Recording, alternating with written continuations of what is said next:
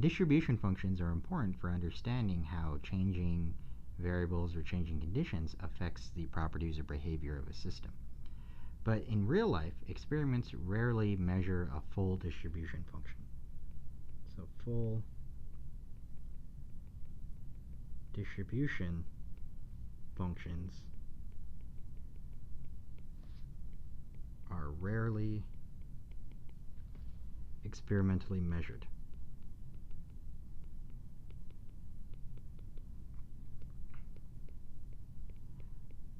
Right?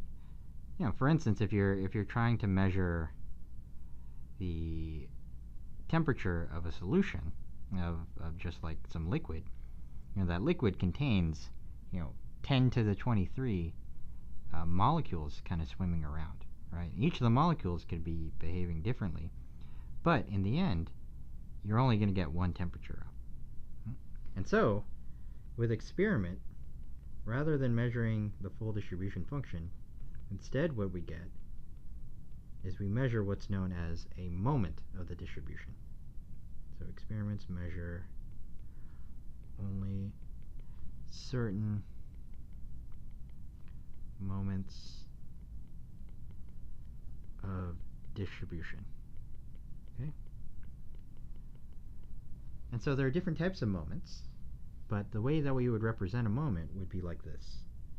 So our f, let's say we have some sort of function f of x, and f of x could be a variable or it could be an entire function.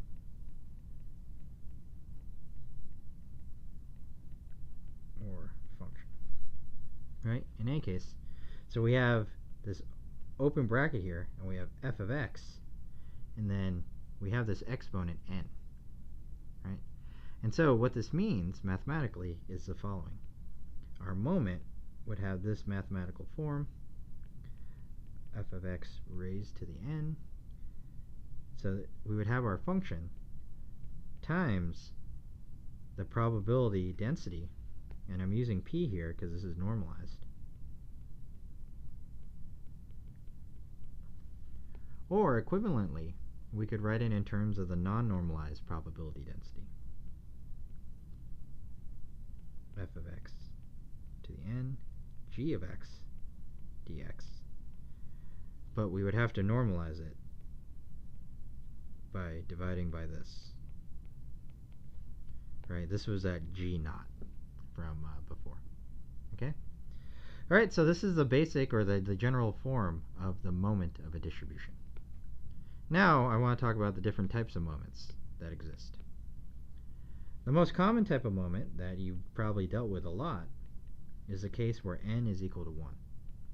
And so in this case, the first moment of our distribution corresponds to the average of the distribution, the mean, right?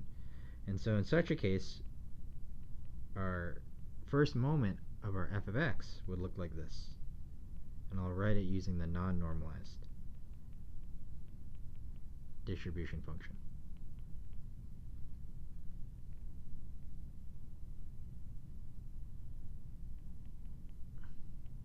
Okay?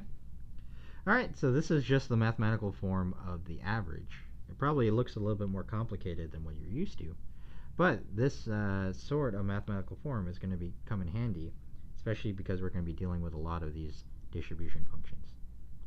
Alright, so with the first moment of the distribution, it has a lot of useful properties that will make our analyses much easier.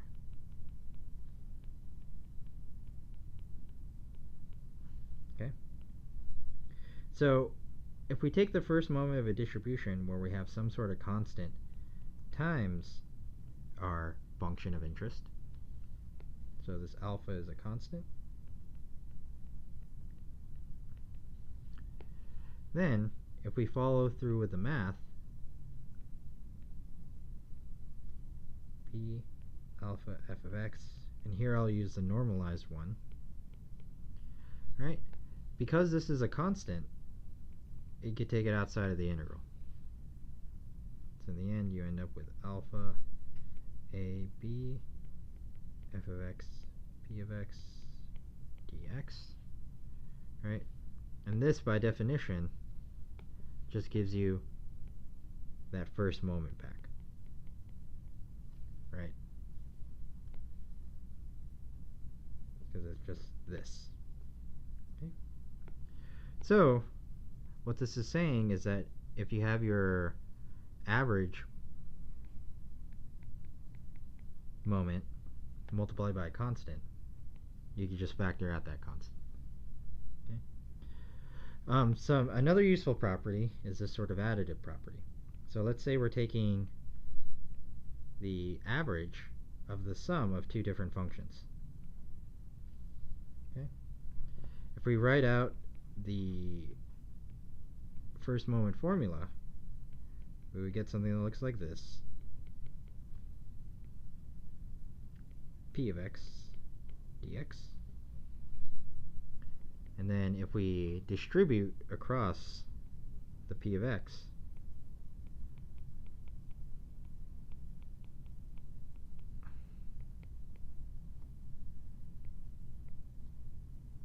h of x, P of x dx. Right, and so as a result, now we have the average of just f of x alone here, and the average of h of x alone here. So in the end, if you're taking the average of the sum of two functions, that's equal to just the sum of the average of the two functions.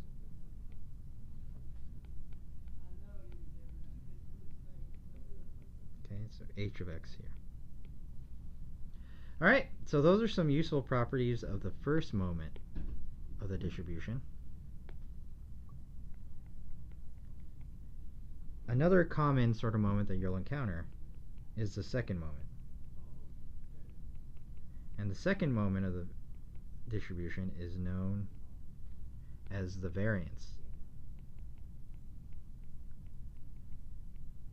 And it's commonly abbreviated as sigma squared.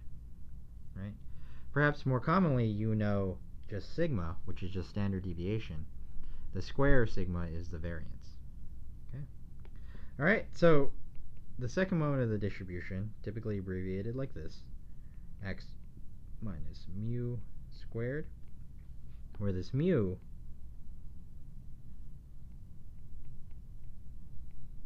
is representing the average of x. So that's just this. Okay?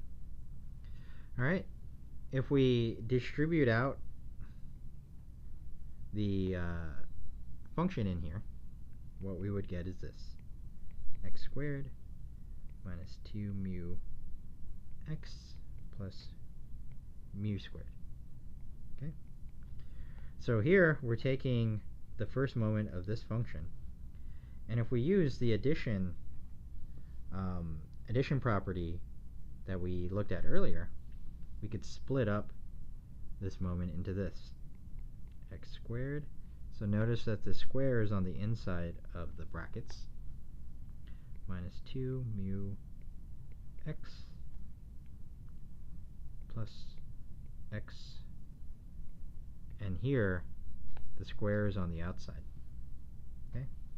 Now, if we remember that mu just represents the average of x, what we have is minus 2x squared plus x squared here. So we could cancel out this one and get rid of that. And in the end, our variance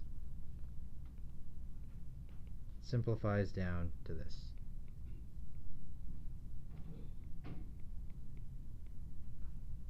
Okay?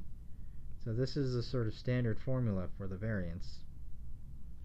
And this formula, it's important to know, especially in thermodynamics.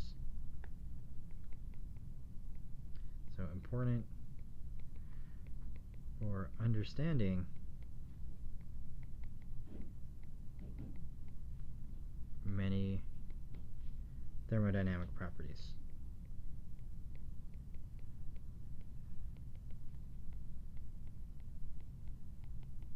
Because as we'll see throughout the year, many thermodynamic properties not only depend on the average of the distribution, but they will also be significantly affected by the variance of that distribution as well.